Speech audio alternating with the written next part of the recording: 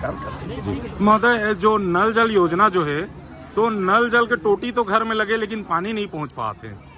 अभी कुछ जगह शिकायत भी आई है, एक दो न्यूज़पेपर ने फ्रंट पेज में भी छापा था जी। कि कहीं पर पानी के सोर्स नहीं था और वहां पर टंकी बना दी गई है। उसकी अभी जांच हमारे मंत्री, पूर्व उप मुख्यमंत्री अरुण जी करवा रहे हैं। जी सर, एक बात और कहना चाहूँ कि जैसे चुनाव आते तो डायरेक्ट 500-1000 रुपये धान के रेट बढ़ते, तो जनता मन कहते कि 2-3 साल में चुनाव होना चाहिए करके, काबर कि ऐसे में 100-120-30 रुपये ही बढ़ते, तो जनता मन के मांगे कि 3 साल में चुनाव हो जाए करके।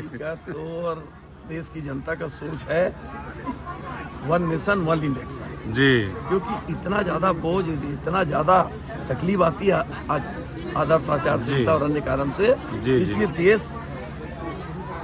देश एक चुनाव की